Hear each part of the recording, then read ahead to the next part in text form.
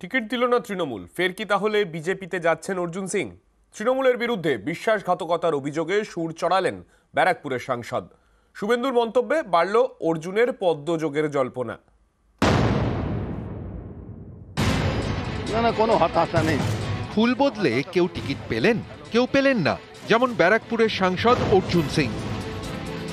19-এর লোকসভা ভোটের আগে তৃণমূল ছেড়ে বিজেপিতে যান অর্জুন সিং। বিজেপির টিকিটে সাংসদ হন। 3 বছর পর 2022-এর 22শে মে বিজেপি ছেড়ে ফের তৃণমূলে ফেরেন অর্জুন।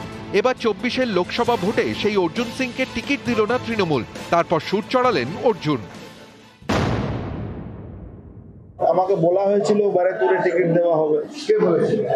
যে দলে নিয়ে আসছিল সেই বলেছে। এটা একটা বিচ অফ ট্রাস্ট হচ্ছে। মনে আক্ষেপ তো থাকবেই। 1.5 বছর ধরে দল বলে নিয়ে এসছে যে আপনাকে টিকিট দেবো ব্যারাকপুরে। দল একবারও যদি আমাকে বলতো আমি আসতাম না। টিকিট দিল না তৃণমূল, তাহলে কি আবার পদ্মপথে অর্জুন সিং? জল্পনা বেড়েছে শুভেন্দু অধিকারীর কথায়। তিনি এই 2 বছর যে গেছিলেন ব্যারাকপুর এলাকার বিজেপি কর্মীদেরকে কোথাও উত্ত্যক্ত বা আক্রমণ করেন। তার যৌথ পরিবারে থাকা পুত্র পবন সিং কখনো তার বাবা তার ছেলেকে প্রেসার করেনি যে তুমি বিজেপি ছাড়ো। দ্রৌপদী মুর্মু পশ্চিমবঙ্গ বিধানসভায় মোট 34 জন এমপি ভোট দিয়েছিলেন, একটাও বিজেপির এমপি ছিল না। 2টো ভোট দ্রৌপদী মুর্মু পেয়েছিলেন, তার মধ্যে একটা অর্জুন সিংয়ের ছিল। এরই মধ্যে প্রার্থী বদলের দাবিতে 35 নম্বর জাতীয় সড়ক অবরোধ করেন অর্জুন অনুগামীরা।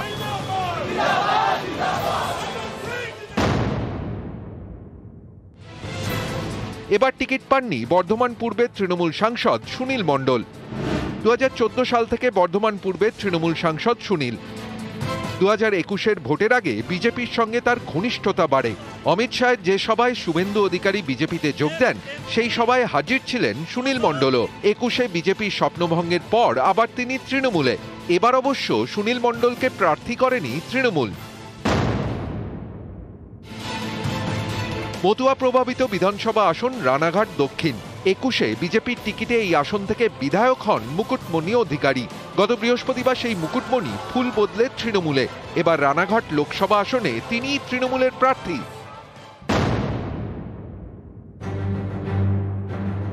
বিজেপি থেকে তৃণমূলে এসে লোকসভা ভোটে টিকিট পেলেন বিধায়ক কৃষ্ণ কল্যাণীও। 21-এর ভোটে বিজেপির টিকিটে রায়গঞ্জ থেকে জেতেন। ভোটের পরে তৃণমূলে যোগ দেন। এবার তিনি রায়গঞ্জ লোকসভা কেন্দ্রের তৃণমূলের প্রার্থী।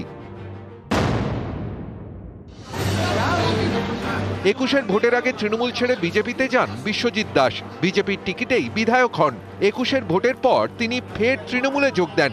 দল তাকে বনগাঁ সাংগঠনিক জেলার দায়িত্ব দেয়। এবার 24-এর ভোটে বনগাঁ কেন্দ্রের তৃণমূলের প্রার্থী বিশ্বজিৎ দাস। দীর্ঘদিন ধরে উত্তরবঙ্গের রাজনীতিতে পরিচিত নাম বিপ্লব মিত্র। দক্ষিণ দিনাজপুরের হরিরামপুরে তৃণমূল বিধায়ক। অনেকেই বলেন 19-এর লোকসভা ভোটের আগে তার সঙ্গে বিজেপির ঘনিষ্ঠতা বাড়ে, কিন্তু 21-এর ভোটে তৃণমূলের টিকিটেই বিধায়ক হন, তারপর মন্ত্রী। এবার সেই বিপ্লব মিত্রকে লোকসভা ভোটে বিজেপির রাজ্য সভাপতি সুকান্ত মজুমদারের বিরুদ্ধে বালুরঘাট আসনে প্রার্থী করল তৃণমূল।